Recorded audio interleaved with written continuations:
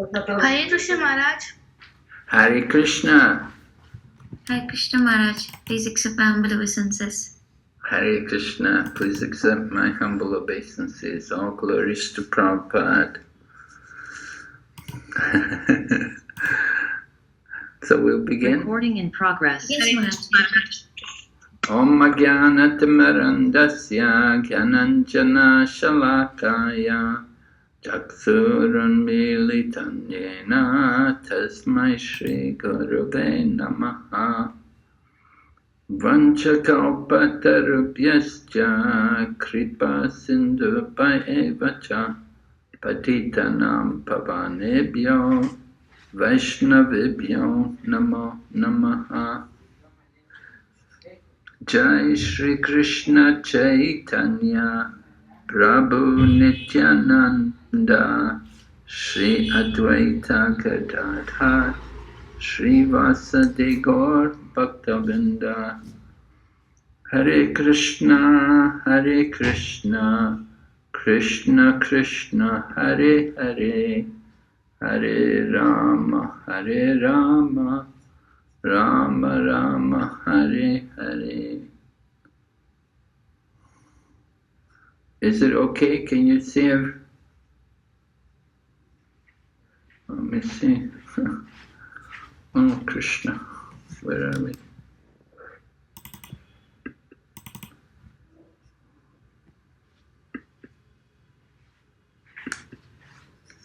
Where's my PowerPoint?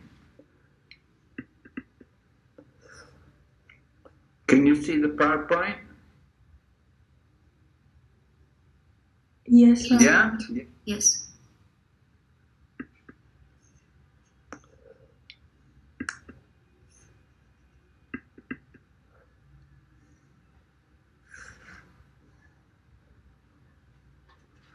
Okay, we did that in previous lesson. You saw this.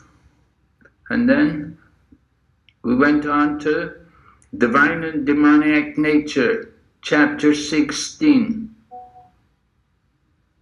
Right? So connection between chapters 14, 15 and 16. Remember chapter 14?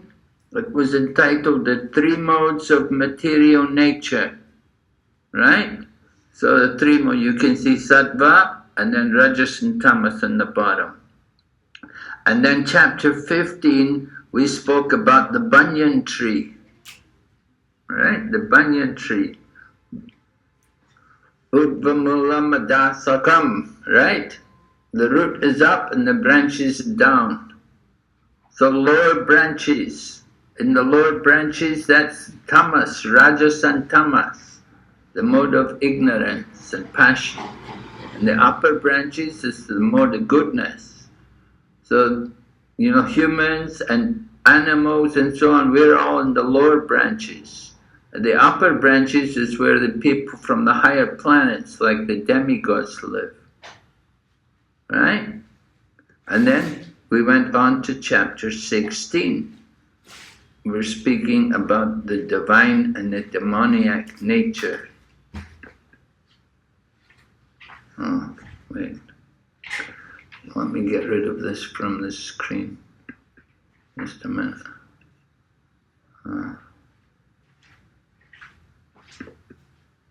Okay. Are you able to see the PowerPoint okay? Yes, Maharaj. Okay, so chapter 16, the divine and the demoniac natures. Do you remember we spoke about the two natures? There's only two natures, there's nothing in between. You're either divine or you're demoniac. Daivi Sampat and Asuric Sampat. Right? There's nothing in between. People say, I don't want to be a demon. And they don't like to be demon, but they say, I'm not godly. But then, well, if you're not godly, then you must be demon. Nothing that we have that problem. Okay, so we spoke about this thing. We spoke about the two natures, divine nature and demoniac nature. And we described different qualities which are divine and different qualities which are demoniac. Do you remember? Yes, Who can remember? What are some of the demoniac qualities?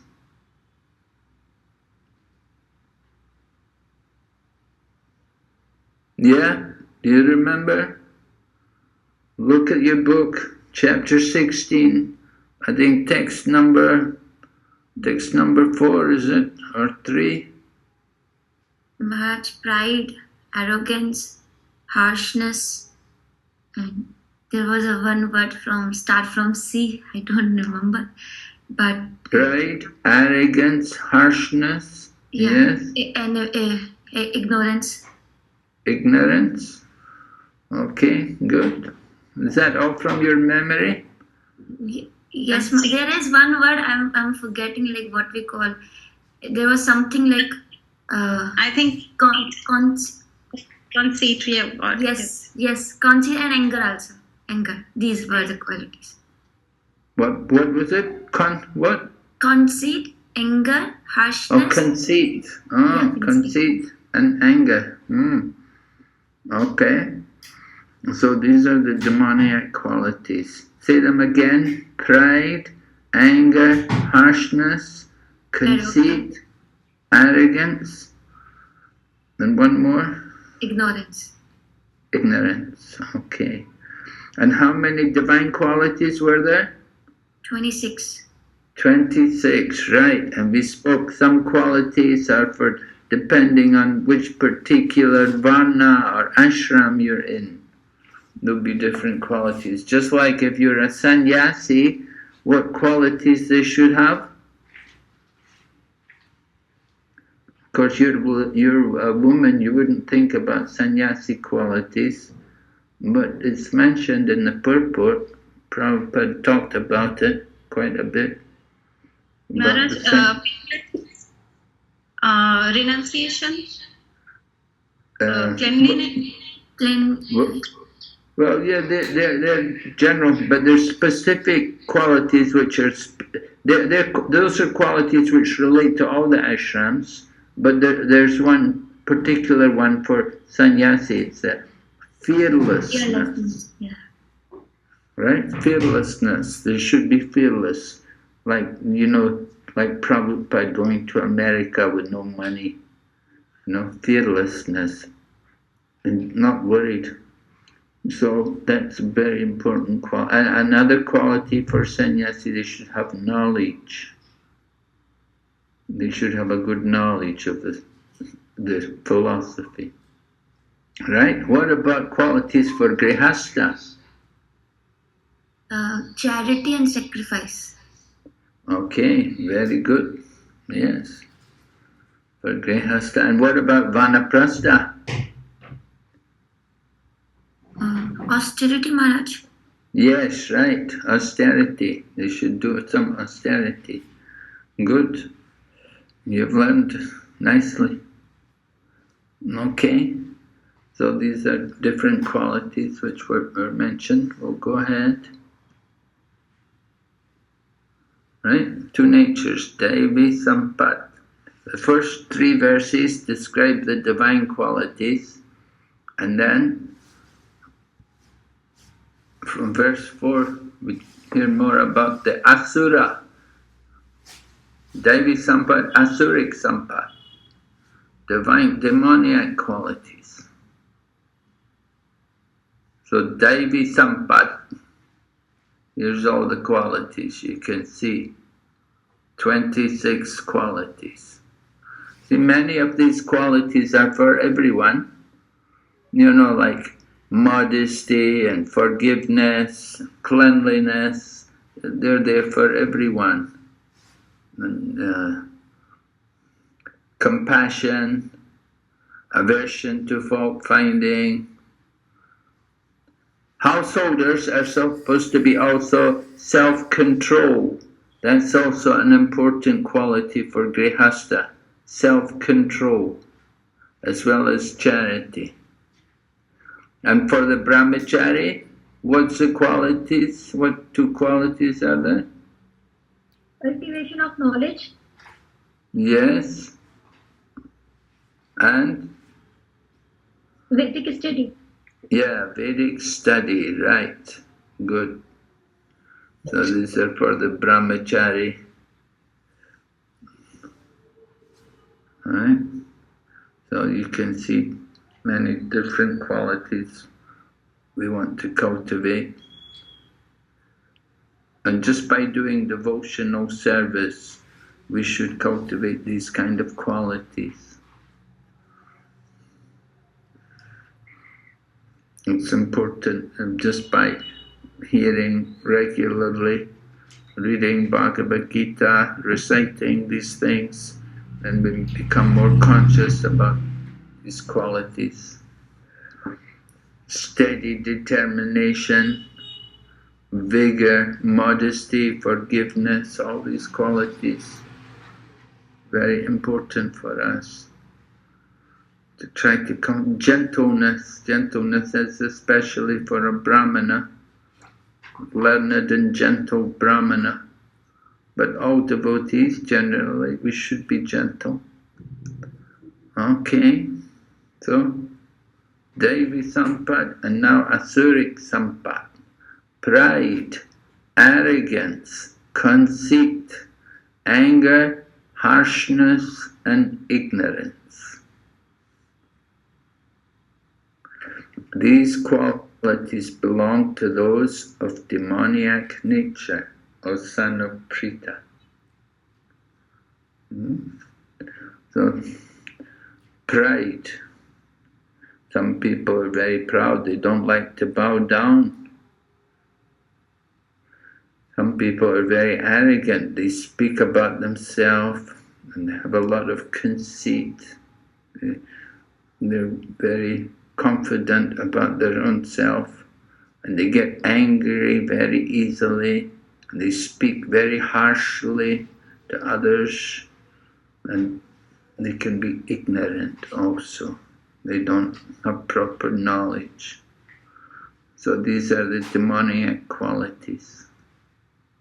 And then later on, Krishna mentions 3 gates to hell: lust, anger, and greed. Right? 3 gates to hell. Every sane person should avoid these 3 things. Usually, lust comes first. You see, it's lust. Lust is the older brother. Anger is the younger brother. Anger comes after lust. While contemplating the objects of the senses, Krishna said in 2nd chapter, is our 3rd chapter, 2nd chapter, while contemplating the objects of the senses, a person develops attachment for them. Then from attachment, lust develops. And from lust comes anger. Right? People are lusty. They want something. You know, it's not only just, well, I want that girl or I want that boy. It's not just that kind of lust, but it's I want that car, I want that job, I want that house, I want that dress, you know, that kind of lust, just to enjoy material things. And if we get it, then we want more. We become greedy for more. And when we don't get it, we become angry. We didn't get what we wanted. So lust is usually the first thing, and then anger or greed comes. And I said anger is the younger brother of lust. And so, sometimes people have trouble controlling their anger. They get very angry. We know especially young ladies, they can get very angry sometimes if they don't get what they want.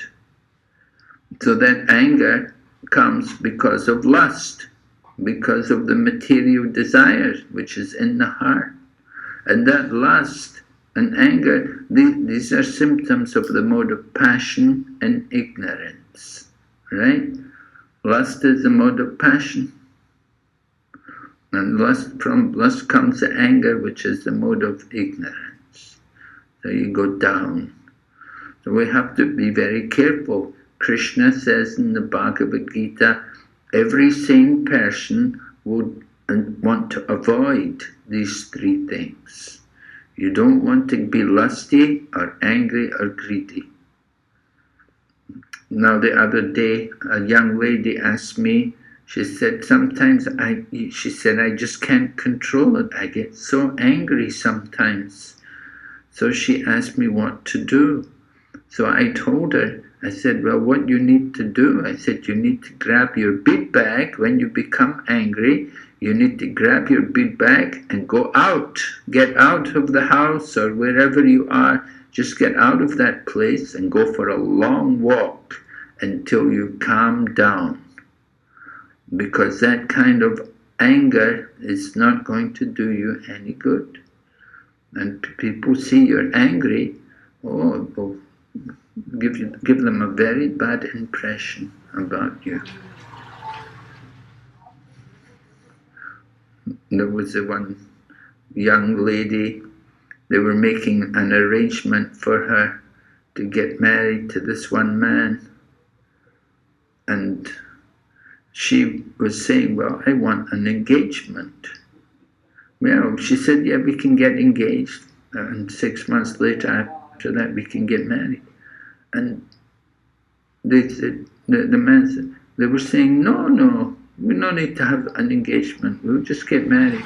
I said, no, I want to be engaged first. And then they said, no, you don't need to waste that. We don't need to spend time engaged. And then she got angry, and because of her anger, she upset the man, and the man got put off her. He saw her angry side. He didn't want to marry her anymore. And that was the end of their relationship. So that kind of thing happens. You have to be very careful. So I told her, I said, yes, you have to control your anger. Krishna is teaching you to control your anger. And I said, nobody wants to live with such an angry person. So anger is demoniac quality. It's taking you into hell. You do terrible things, you say terrible things, you behave in bad ways, give people a very bad impression. So we have to be very careful. As devotees, we have to control our anger. It comes down to lust. We have to be very careful about the mode of passion. And that's why coming to the mode of goodness is so important. Come up to the mode of goodness, and then from the mode of goodness we can go on to pure goodness. Are there any questions on this?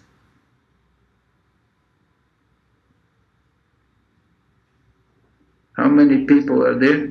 How many people are there tonight? Maharaj, 13. 13? Yes. Oh, very less. Yeah, Maharaj, because there is a function here in Pakistan, the traditional function, especially for some of the students. So they went to the village, and in there is no network connection, and the time is also the same nearly. So that's why they couldn't attend today. Maybe. Oh, okay. Yeah, that's. So are you recording the lecture? Yes, Maharaj. So will they be back tomorrow? Hope so, Maharaj. I hope so. and maybe not, eh? Yeah, maybe. I don't know. I'm really very sorry for this, Maharaj. But maybe on Wednesday or maybe on the next week, but I'm not sure. You could have told me, I could have put off the class, We could have just cancelled the class and had it next week. What do you think? Bimla Prashad Prabhu? I think. Yeah, madam, I'm listening. I'm also just thinking about it. What if we, because I'm not aware of his schedule, what if we reschedule the class, say Thursday, Friday. Krishna Pramaji, what do you think? So when? Same week, Thursday, Friday, instead of having tomorrow, day after tomorrow. No, but I'm not free. You must be having a different schedule, right? Yeah, I've got things to do Friday night. I'm busy. So, we'll just continue. Yeah, I mean, for now we can continue, but maybe next week, like we can have the same. Maybe tomorrow, day after tomorrow, we can cancel, and next week we go on as planned. And, okay, yeah, we can do that. Yeah. Yeah, I think that is possible, Maharaj. That's still possible, and if you wish to continue the classes in subsequent weeks, that can also be arranged. If like next 3 days, like for the next week we have class till Monday to Wednesday, that means 3 lessons. So if you require more time, we can have subsequent weeks also. We have that time as part of our schedule. So what are you saying? We will cancel tomorrow and the next day? Yeah, I think then from the next week we can continue. And yeah, we can do. We can do. Yeah, let's do that. We'll cancel tomorrow. Yeah, because that is part of our if you see this drill Maharaj, which I sent you, so we have classes. We can continue. Even if we sacrifice these two, we will be having time. Okay. Yeah, we can do that. I highly apologize, Maharaj, because even I didn't gather that. It's only on Friday when they sent me the messages that we will be going in the weekend. They have this Maharaj, this traditional, traditional Mela kind of thing. And both their parents also drag their children over there, and children also run there for having some fun. So it's just the social thing they have. Yeah. Okay, I understand. Yeah. Okay. I mean, this culture is not there in India anymore, but like in Pakistan, they still have that culture. I'm sorry, Maharaj, very sorry for that. Well, if they told me ahead of time, we could have arranged. We could have cancelled tonight. Yeah, it's all my fault, Maharaj. I didn't thought the thing through. I'm sorry, Maharaj. I really apologize, but we can do that tomorrow. Day after tomorrow, they can have an off, and then yes, we will message that. We will communicate that. Okay. All right. So we'll go ahead here. So we're talking about this 3 gates to hell. I was asking if there's any question. Did somebody have a question? I had a question. I want to ask a question. Yeah, go ahead, Mataji. Okay. Maharaj, I want to say that I think every person have the both kind of nature, like the Devim and the Asura. So how can we say that there is no in between? Because as we say that these qualities, I have seen persons who are very arrogant, very who have very pride and harshness, but in spite of that they do charity and all other good things also. So I am also saying for myself that anger, as I say, anger. So sometimes I also can't control my anger with my children, or sometimes with my husband also. So how can we say that there's no in between?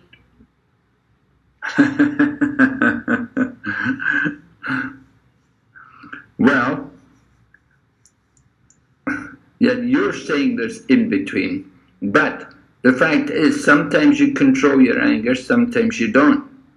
You get angry, right? And that anger itself can be the mode of passion. And so the demoniac side of us comes out. Yeah, we do display both sides. You have some good qualities, we have some bad qualities. Sometimes we're good and sometimes we're not. But you can't say there's no in between. Yeah, of course, Now you're a good person. You're hearing Bhagavad Gita. We're talking about these things, but sometimes we're not able to control the mind and senses, and we get disturbed in something, especially family situations with children, husbands, and like that. Definitely, there can be sometimes some things which upset us, and we get angry and so on. But we have to learn to control that. We can, I'm saying, I told the lady, I said, you have to take hold of your big bag and go out for a walk and calm down, just to get over it. And we have to recognize, where is this anger coming from? That it's actually coming from the lust, from that desire to enjoy, the desire to control, that we want something done our way. And when it doesn't happen our way, we can get very upset about it.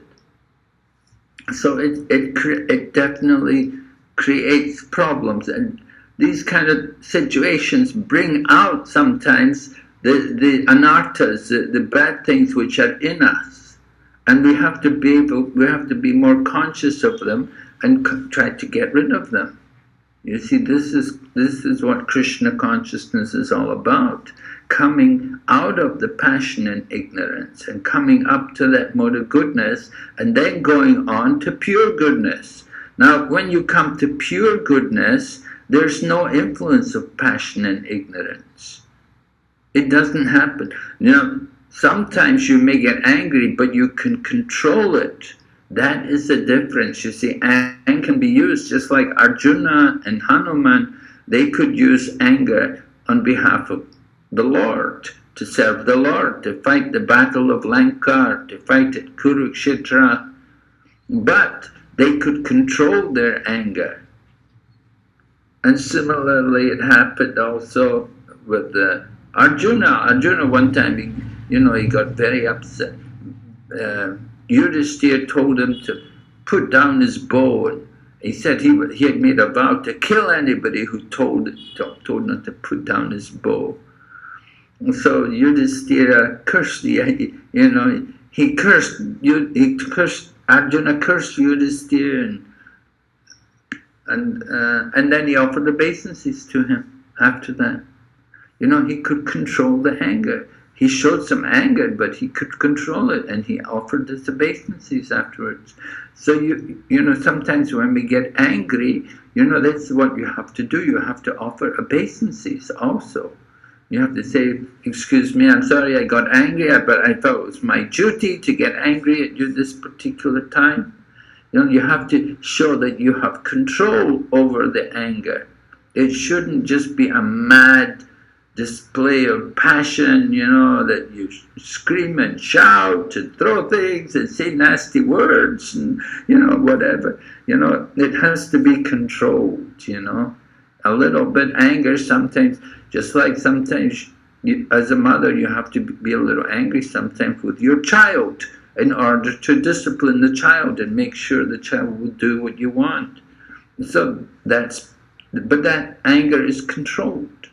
You don't go mad and start beating the child, You control yourself, right? So that's important.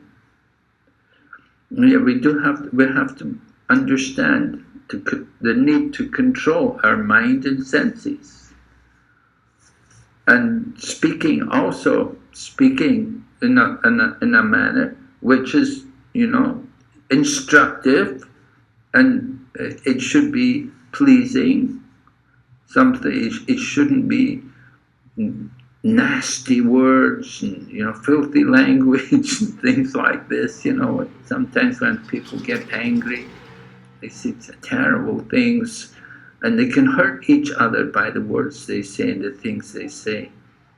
Like I said, this one young woman, she was going to be arranged to this one man for marriage, but she got so angry, she hurt the man. And the man just didn't want to have anything to do with the girl. He just said, oh, no way. Don't want to have a wife like this who gets so angry. And so she felt very regretful also that she'd got angry. and she lost a chance of a marriage. Anyway, it's important for us to realize the need to control the mind and the senses and the tongue. And anger is definitely something, it's a big problem. There's a lot of, we have on the internet, there's actually a website, anger management, how to deal with anger. That we definitely do want to avoid it and make sure we're not a victim of the anger and controlled by the anger. And like I say, it's good to regret it and feel and offer apologies to people. If somehow you do get angry or something, then apologize to them, and you can even bow down to them and apologize. As devotees, we often do that, that we come and offer our respectful obeisances to the devotee to apologize for something. Please forgive me, I lost control. I have to be more careful and control my mind and senses, and I should be more careful how I speak and what I say. So it's a challenge. It's not easy. Yes. Thank you so much. And thank you for that question. It's very important. Yeah, any other questions there? Okay, so we'll go on to the slideshow.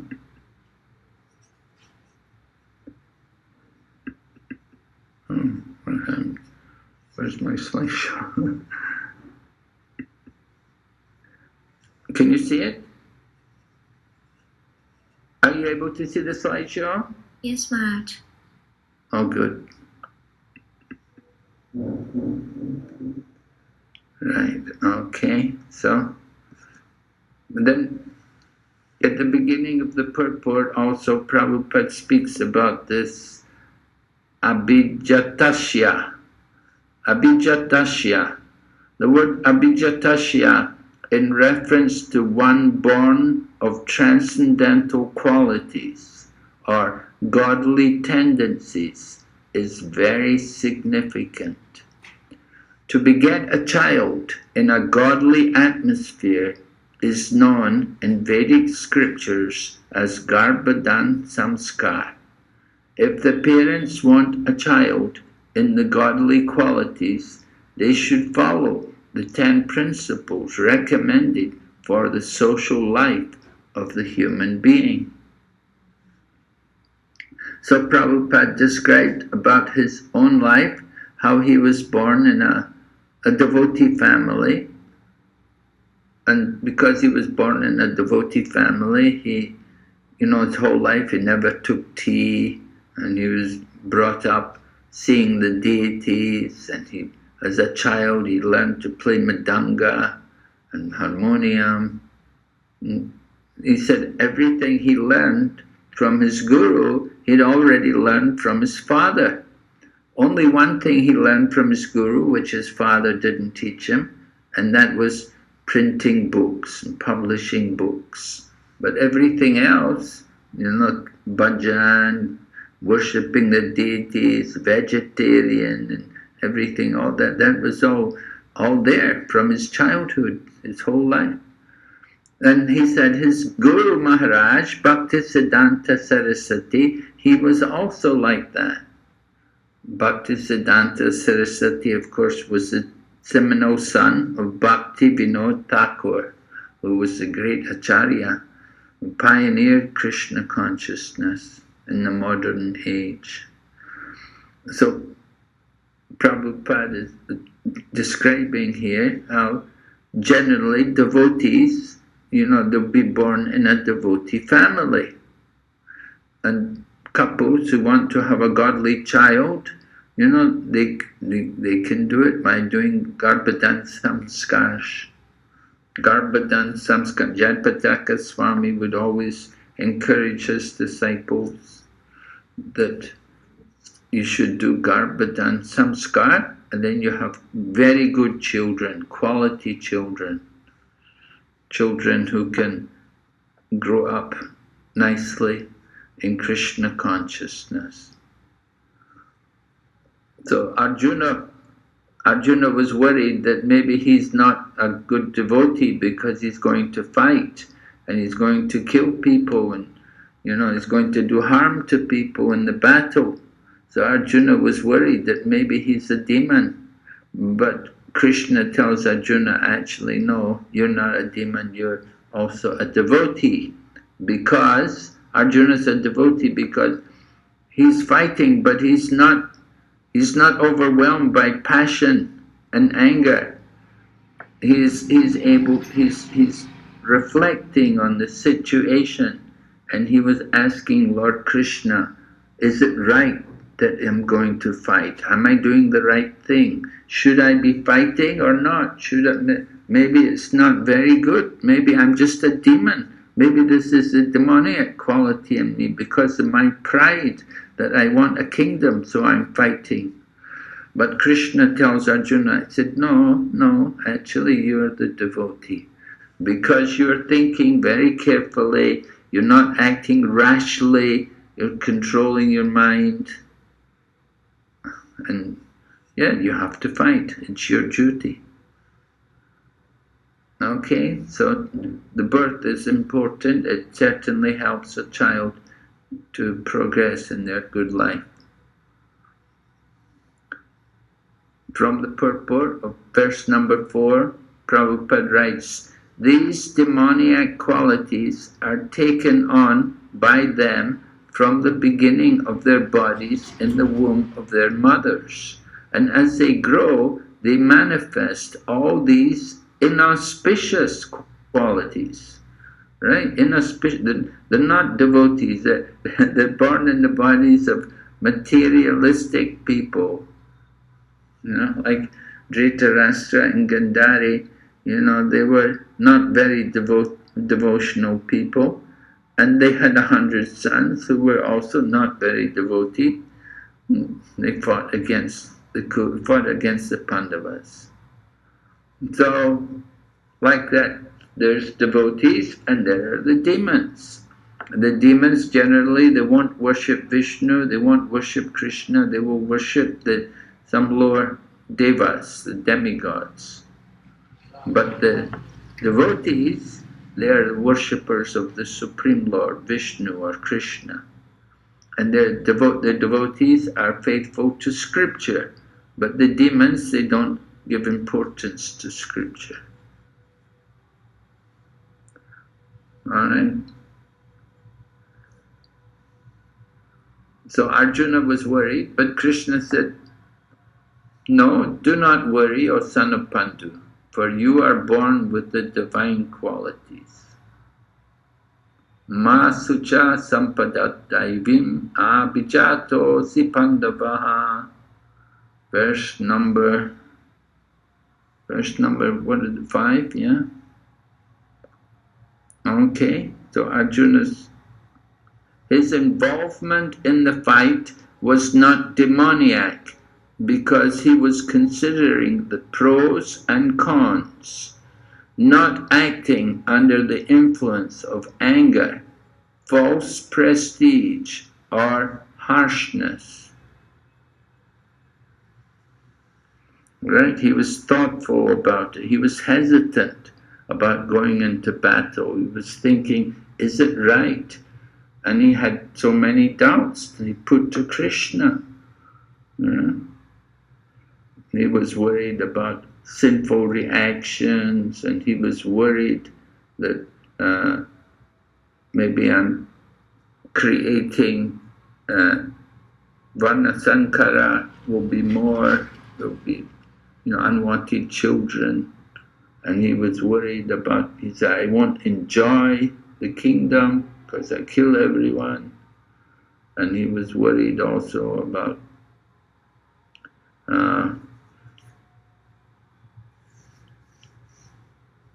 killing people. Then he thought I should offer respect to people like Bhishma and Drona. They're my seniors, they're worthy of my worship, and I have to fight them. Maybe I'll have to kill them. It's not good. So Arjuna had his doubts, but he took it to Krishna, and Lord Krishna guided him. So Arjuna was not under the influence of anger, false prestige, or harshness. Srila Prabhupada explains, Lokesmin Daiva Asura Evacha. In this world, there are two kinds of created beings. One is called the divine, and the other demoniac. So when we say demoniac, we don't mean you're a Kamsa, or a Jarasandha, or a Putana, or like that. They're very big demons, they're very special demons. Actually, they're special demons. Krishna arranges for them to be killed, or some Krishna kills himself, so he could take them to the spiritual world. So they were special demons. But we do display the demoniac qualities. Sometimes we display godly qualities, and other times we display the qualities which are of a lower nature. So we want to be conscious of that. Prabhupada continues, so they do not like people in divine nature. They will tolerate all kinds of noise, barking of the dogs, the motor car passing, the airplane overhead. But as soon as there is kirtan, they are disturbed. They'll tolerate so many different types of noise, but they'll not tolerate kirtan. So Srila Prabhupada had experience like this in New York. When he went to America, he was living there in New York, and he was living in one building. He was upstairs in one building, and people were above, and people were on the same floor, people were below, all around. There were non-devotees living. This was at 26 2nd Avenue, where Prabhupada was living.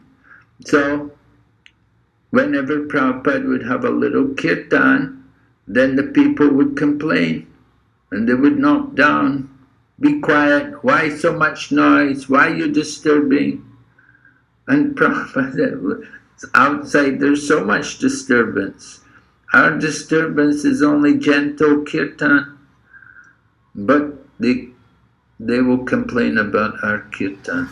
They won't complain about all the other things, the barking dogs, the motor cars, the airplanes, all kinds of noise, big trucks and garbage trucks and so many things. But kirtan, it's so much trouble. Why you people make so much noise? And they did not tolerate kirtan. So Prabhupada goes on, he said, in the morning at 7 o'clock, we used to hold our class, and there was little sound. Immediately the tenants from upwards, they'll come down and complain.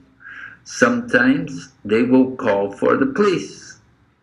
And on the street, 2nd Avenue, there is always big, big trucks and motor cars going on, heavy sound.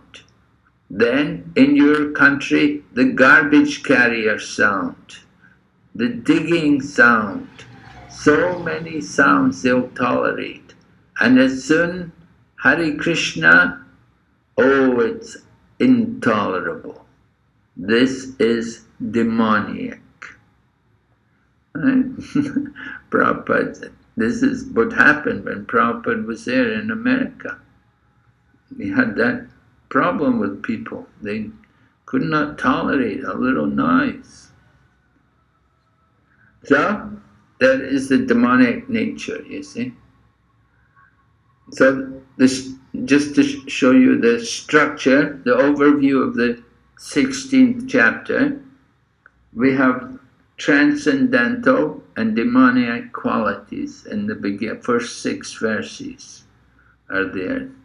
The first 6 verses, transcendental and demoniac qualities. And then we have the demoniac nature. That's the main part of the chapter. Verses 7 up to 18, Lord Krishna is describing the different mentalities of the demons. One of the verses is quite well known. Krishna says, he's saying, how does it go? I'll have to look at the Bhagavad Gita for a minute. Anyway, just a minute. We'll go on first. There's a demoniac nature, Devi Sampat. Lord Krishna describes the demoniac nature. Ishwaraham, ahambogi, siddhoham, balavam sukhi. It's very simple. Ishwaraham, I am the controller. Ahambogi, I am the enjoyer. Ishwaraham, ahambogi, siddhoham, I am powerful, I have all powers. Balavam, I'm strong, and Sukhi, I am happy. So this is the demoniac nature. We're thinking like that I have all these qualities. Very typical demoniac nature. And then 19 to 24 describes the results of demoniac activities. The demons, they won't follow scriptures. You see, they don't want to follow any scriptures. Just like Bhagavad Gita says, we should eat food which is offered in sacrifice. But those who are demons, they won't follow, they won't agree to be vegetarian. They want to eat meat, fish and eggs. They want their onion and garlic. They don't want to follow any principles. They'll eat all kinds of garbage. And they'll say, this is their food. So this is the demon. And the results of that kind of activity is they have to take birth in the lower species of life. They'll take birth again and again in lower species of life. Lord Krishna describes in the Bhagavad Gita that if you don't follow scripture, then you cannot get peace, you cannot get happiness, you cannot achieve the supreme destination. Right? Actually, we had some group exercise which devotees were supposed to do. Of course, we don't have newspapers nowadays, but everything is there on the internet.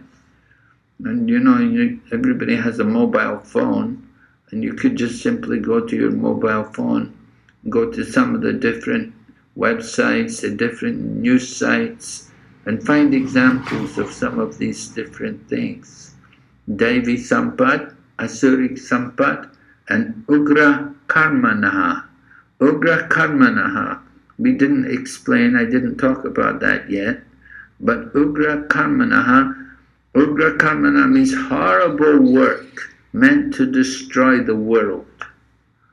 And Prabhupada gives some examples about Ugra Karmana. Can you think, do you know what were some of the examples Prabhupada gives about Ugra Karma?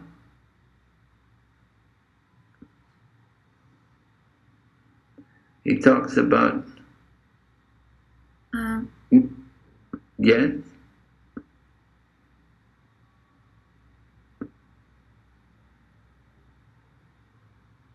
The World War, Maharaj.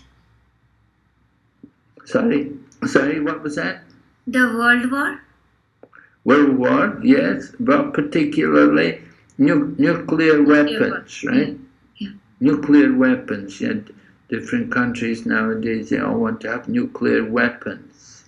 And they'll spend a lot of time and a lot of money developing, making nuclear weapons. And then, at any time they may use them in their war. So that's very terrible. Another example of Ugra Karma is, they have these, nowadays they have nuclear power stations. And from the nuclear power stations they get nuclear waste, very radioactive materials, which is the waste from the power station. and they don't know what to do with it. They don't know what to do with it because it's very dangerous to the whole world. So what they do with it, they put it in the bottom of the sea. And they put it in the bottom of the sea, and they said, oh, in the future people can take care of it. You know, they're not able to take care of it themselves.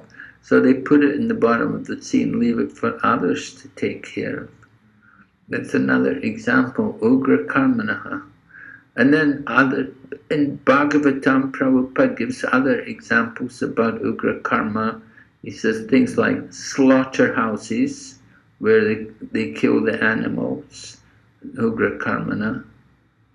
And then breweries and liquor shops, liquor manufacturing, alcohol, and these kind of things is all in the category of Ugra Karmana. And you can find a lot of that kind of stuff in the newspapers. You know, generally in the news, it's all horrible things. You know, you get a lot of the qualities of the demons and the Ugra Karma. You get very less Devi Sampad. Very, very little news about Devi Sampad. But there's a lot of stuff about it, about Asuric Sampad. So it's a nice exercise to do, and it's very interesting actually. You know, a few years ago when we used to do that, I used to bring some newspapers from Calcutta. I would bring some newspapers into the class, and the devotees would go through the newspaper and cut out different things to show us what's in the newspaper, and examples of what is godly and what's divine and what's really horrible. So that's one thing which you can also be doing in the course of the next week. You know, you can think about that. Try to find some examples from when you're surfing the internet, or when you're rolling your handphone through different sites. Pick out some Devi Sampad, if there are any. And definitely, I'm sure there's a lot of Asuric Sampad and Ugra Karmanaha. And keep them, and it would be nice to show in the class next time. We need to hear about these things. Actually, newspapers are full. So a result of Asuric Sampad, Danyaham Dvishata Kruran Samsarishu Naradamaha Shipamya Jasram Ashubam Asurish Vaiva Yonishu. Those who are envious and mischievous, who are the lowest among men, I perpetually cast into the ocean of material existence, into various demoniac species of life. Right? This is what Krishna says himself. Those who are envious and Naradama, the lowest of men, I put them into the ocean. Here you can see demoniac species of life. Nice looking creatures, Krishna. A big crocodile or alligator, whatever it is. There's a shark here. Nasty, nasty dogs. Oh, Krishna. Don't know what this guy is. Oh, but you know, these kind of bodies, people, these are living entities. These are spirit souls in these bodies. And Lord Krishna puts these souls into these bodies perpetually, into different demoniac species of life, because they deserve it. This is what they want. They want this kind of body.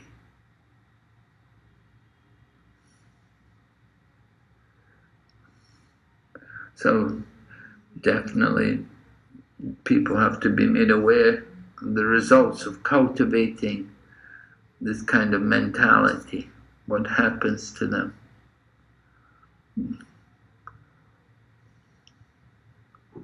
Okay. From Prabhupada's purport of verse number 19 in this chapter 16.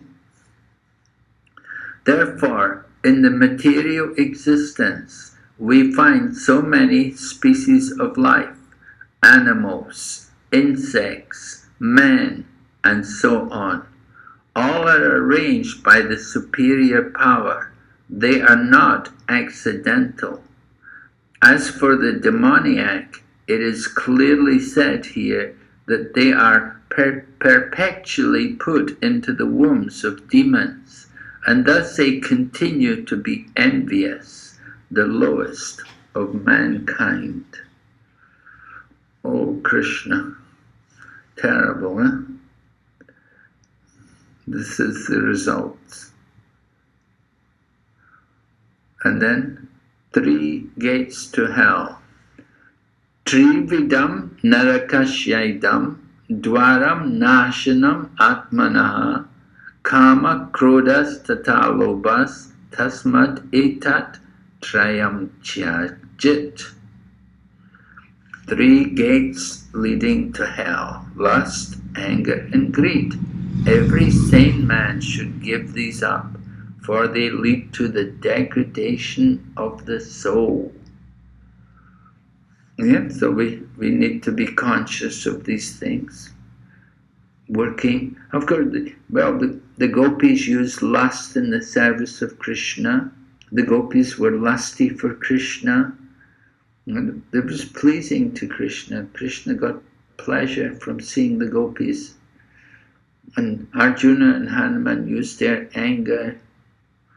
Greed. Who used greed for Krishna's service? Can you think of an example?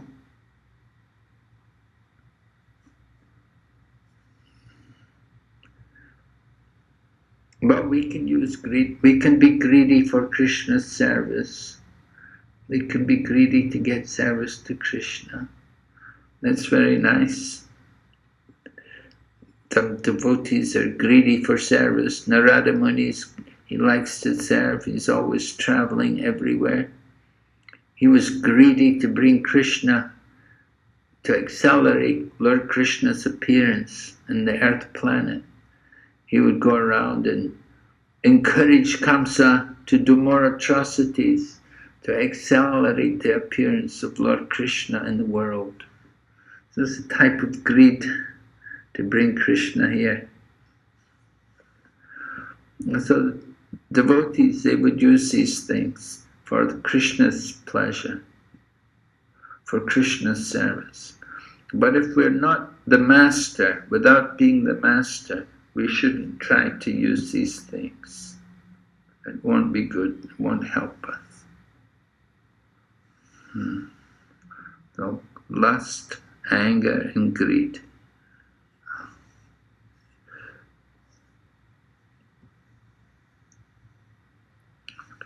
We have to raise at least to the mode of goodness.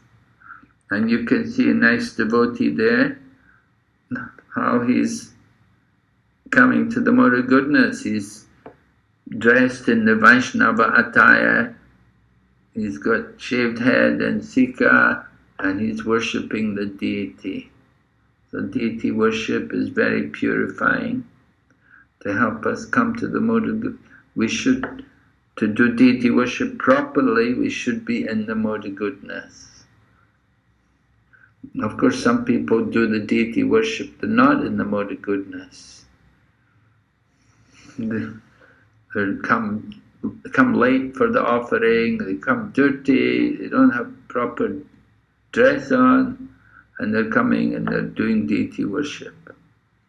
But in our Krishna consciousness movement, at least, you can see devotees on the altar. They're very, very strict. They have very nice clean cloth on, and they don't even wear any sewn cloth. They just wrap the cloth around the bodies, no sewn cloth, and they have shaved heads, and tilak and everything. we keep a high standard of deity worship, and the pujaris have to be very particular about their dress and their attire to show the proper mood in worshipping the deities.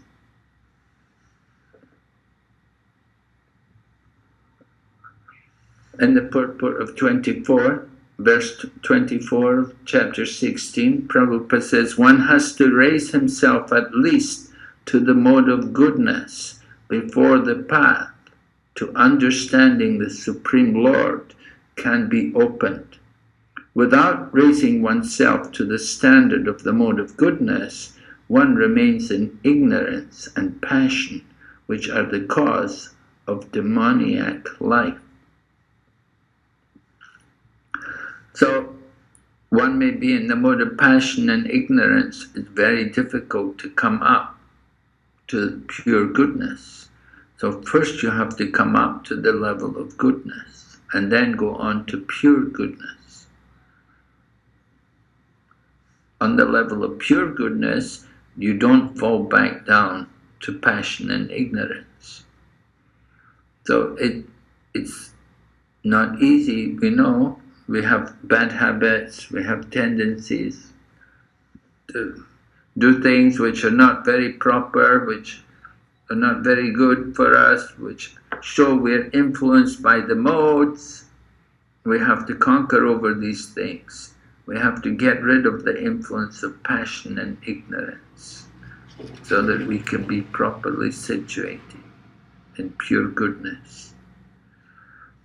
So coming up to the mode of goodness, this is Krishna conscious program. Worship the deity, eat prasadam, pure food offered to Krishna, and chanting the holy name, engaging in kirtan, studying scriptures. This will keep us in the mode of goodness. You do these things, if you do them regularly, will keep you in the mode of goodness.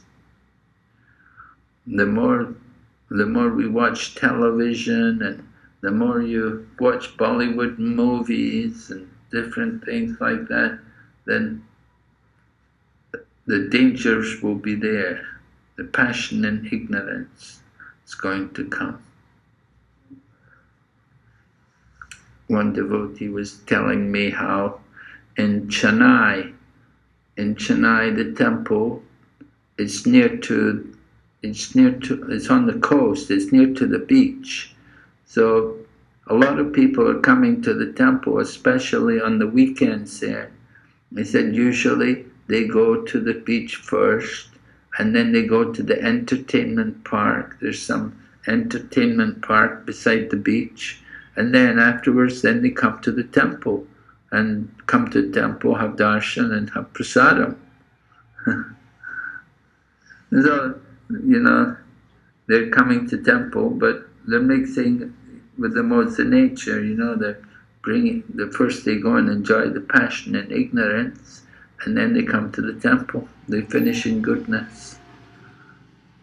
But, of course, they come to temple, they bring a lot of passion and ignorance with them. We don't leave it behind. Here's Prabhupada quoting from, this is a quote from chapter 17, from the lecture on the first 3 verses given in Honolulu in 1974. Prabhupada said, without coming to the platform of sattva gun, nobody can advance in spiritual life. That is a fact. Just like nobody is allowed to enter the law college unless he is graduate. The restriction is there. What he will understand, law, he must be a graduate. So similarly, first of all, one has to come to the platform of sattva gun. Then spiritual knowledge begins. So, at least in India, they have that system that you want to go to law, study law, you must first of all be a university graduate. You should have graduated in something. Then you can be considered to take up studying law. So similarly, we want to worship Krishna. First we have to come to the platform of goodness, sattva gun. And then we can awaken spiritual knowledge. So very important for us to bring people up to the mode of goodness. Means to get rid of the passion and ignorance.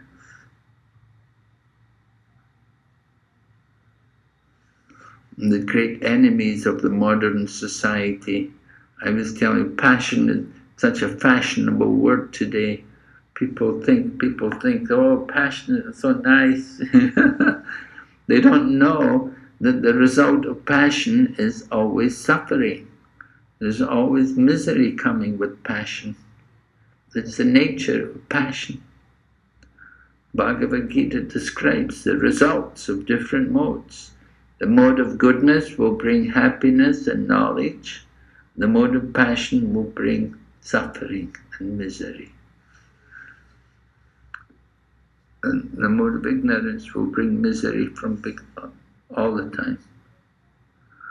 So spiritual knowledge is important, but we have to be qualified. We have to come up to the mode of goodness. We have to leave behind all these nonsense activities. All right, so just what we covered in chapter 16, overview of chapter 16 and links with previous chapters, right? We explained about the connection, chapter 16, describing divine and demoniac nature, right? The divine nature is the mode of goodness, and the demoniac nature is the mode of passion and ignorance. And so that was already described in chapter 14, the modes of nature described also, the same thing. Then chapter 15 also, the banyan tree was also describing the modes of nature. Upper branches were the mode of goodness, and the lower branches, that was passion and ignorance. So chapter 16 continued divine qualities, the mode of goodness, and demoniac qualities, the modes of passion and ignorance. And then this word abhijatasya, how from birth people have certain qualities. So you want to have a good birth, you can get good souls, you can attract good souls to become your children. There's a process, a spiritual process, is called garbhadana samskar, to get quality children. You know, in West nowadays, it's all often varna sankara, unwanted progeny. People didn't want the child or something. Or the mother wants a child so she can get a pension from the government. And she's not married, she doesn't have a husband, but she goes and gets a child, and then she goes to the government for the government to support her and her child. So this is demoniac kind of things. So abhijatasya, get good quality, like Arjuna. He's one of the Pandavas, you know. They have good qualities from birth. But people with the bad qualities, they're born with the bad qualities from birth. Some children, you cannot get them to behave, you cannot get them to be quiet, to do japa, cannot get them to learn mantras, to do slokas. They don't have the good samskars from birth. They don't have an attraction, they don't have an interest. And then the destination of those who develop the demoniac nature. The demoniac nature, they don't want to follow any shastra. So what happens to them? They enter into the lower species of life perpetually.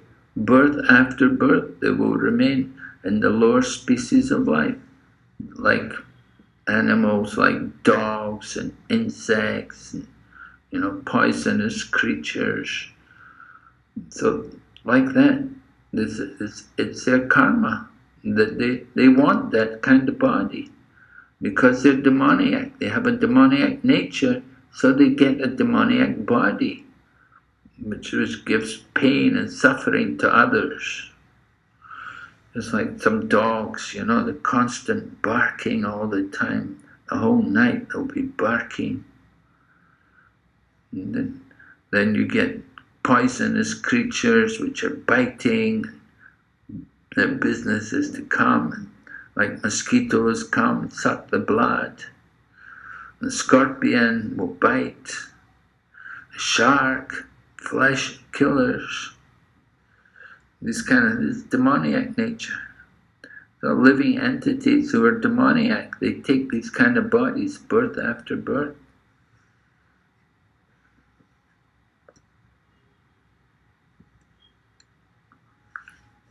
And then we were talking about different examples of divine and demoniac nature from current world affairs. Maybe you can think of some examples of divine activities in the world and world affairs. Can you think some divine activity in current world affairs? Well, it could be like our Food for Life, distributing food to people, poor people. That's it's a divine activity, distributing prasadam, giving foodstuffs for people, unfortunate people. And sometimes, like maybe there's a disaster, we will go there and we'll give blankets, we'll try to help, try to do something. We had the incident just recently in Thailand. There was a flood. There was a big flood, and they'd never had a flood like that before. So the devotees went from Bangkok, and they arranged food distribution, and they cooked and distributed food to the people, and they gave literature, and they did Harinam also for them. So that's kind of divine activities, godly activities, trying to help, trying to do some good for other people. But you've got the demoniac nature. What's the demoniac nature? Producing things which will simply pollute everything. Different factories, they have so much, they produce so many maybe chemicals, or even the fumes coming from the factory can be very bad. Here in India, the river Yamuna is very polluted because of all the factories putting terrible stuff. And you can see the Ganga also. The Ganga is also polluted. A lot of garbage, so many things are put there. So much garbage everywhere in India. People are not very conscious about where they throw their waste. And a lot of plastic is there, and the poor cows. The cows who are left in the street, they eat the food from the plastic. So this is demoniac.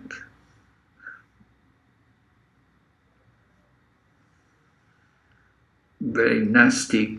We destroy nature to build factories. Or they have nice farmland, they use it to grow tobacco, to make cigarettes. They have a big factory, it's all for making beer or Coca-Cola. So it's demoniac. And then examples of Ugra karma from current society. Ugra karma.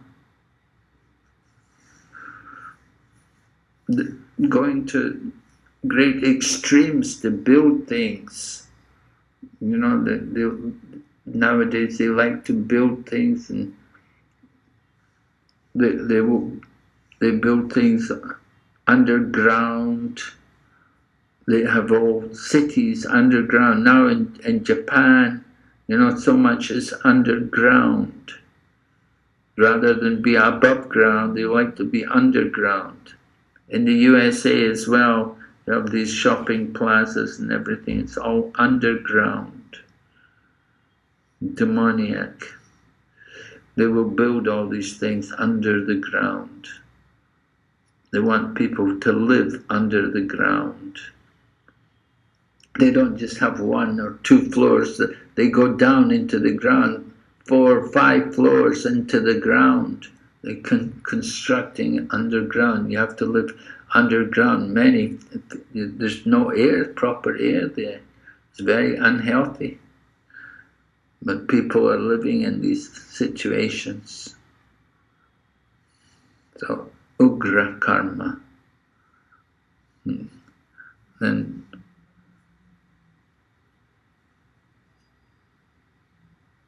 we're trying to harness material nature for our sense gratification. When we want rain, they release chemicals into the sky and they try to make rain all that way. But actually, to get rain, what we have to do is yagya. We have to do some sacrifice. We have to do Harinam Sankirtan. Then you can get good rain.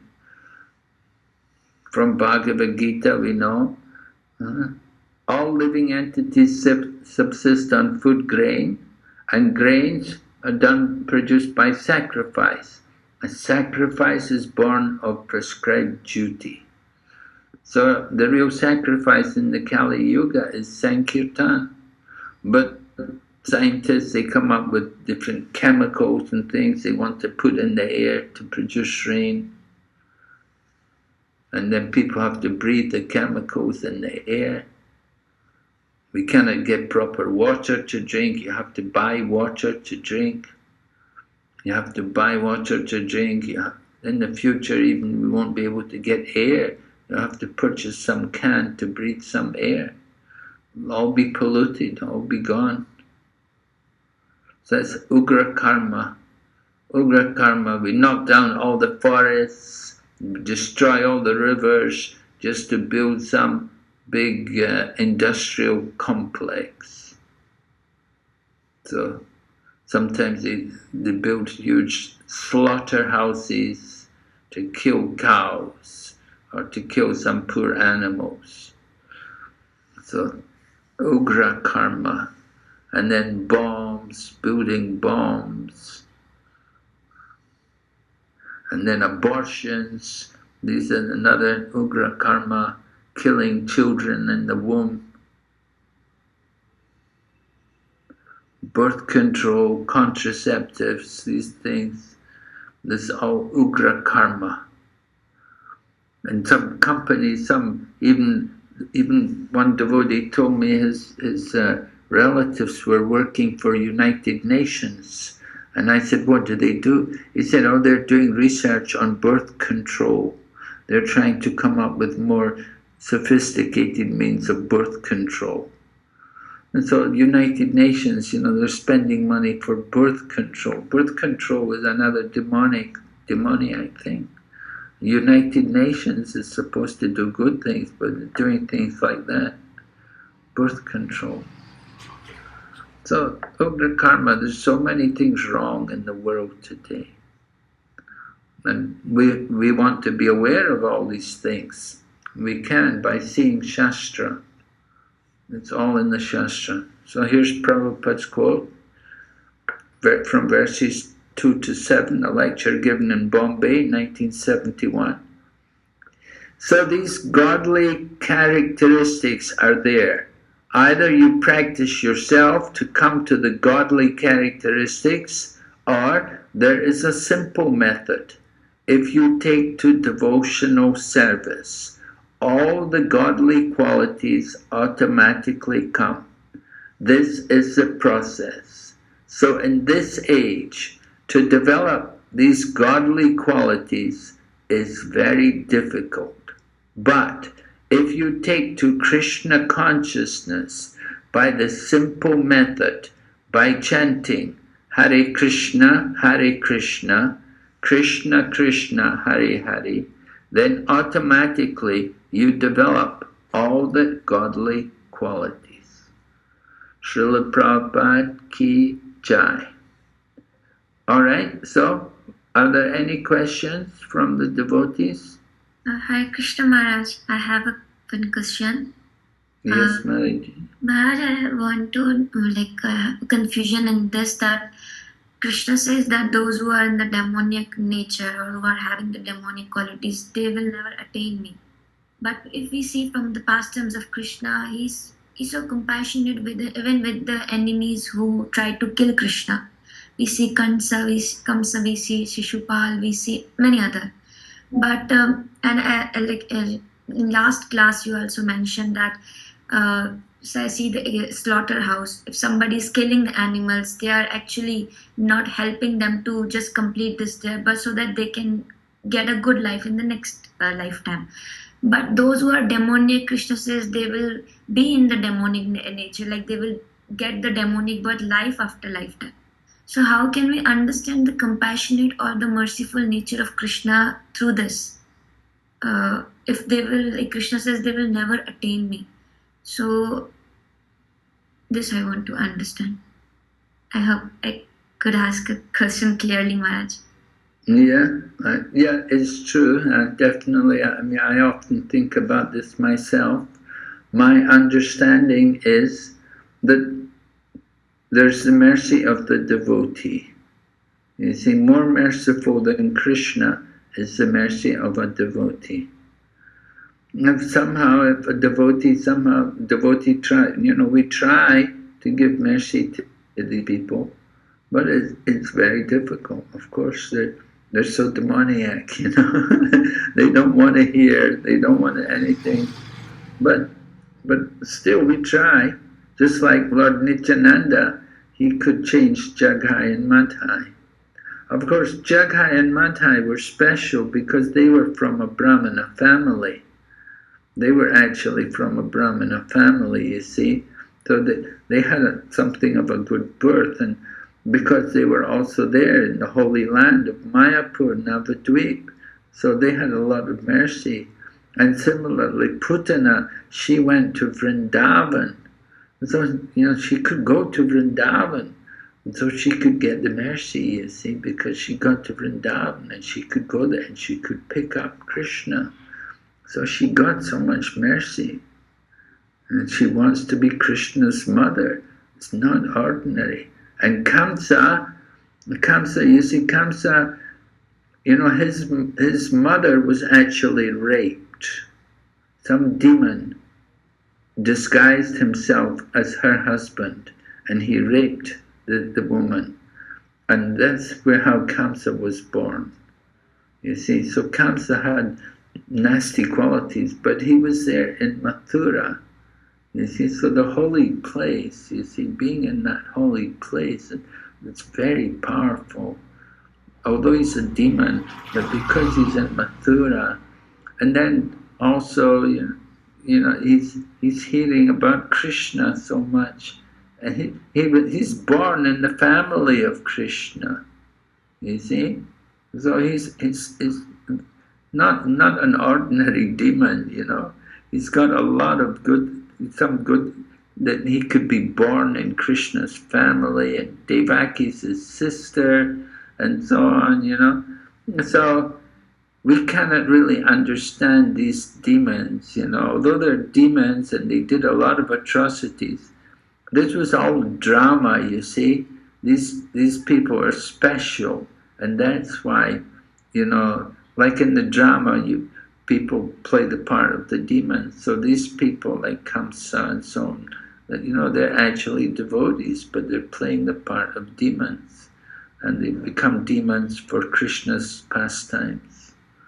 And so if Krishna kills them, they go back to Godhead. Krishna doesn't just kill anyone, he just kills a few special demons, where they're supposed to go back to Godhead. Thank you, Maharaj. Okay. Any other questions there?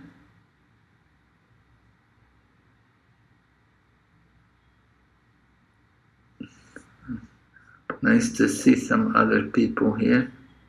Some men are still here, I see. Okay. So we'll finish here, and next week we'll go on. We'll still have 2 chapters left. We have chapters 17 and 18 to finish, right? So take us, at least next week anyway. Chapter 18 is a big chapter. Anyway, you can look over what we've covered. The lectures are recorded, right? So, and you have to prepare yourself to do, are they all going to do Bhakti-Shastri exam? Yes, Maharaj. And do you write essay also? Yes, OBS, yes. Okay, good. So, all right, so everybody's on holiday there? It's a holiday in India today. It's been a long weekend. Wow. Today's Republic Day in India.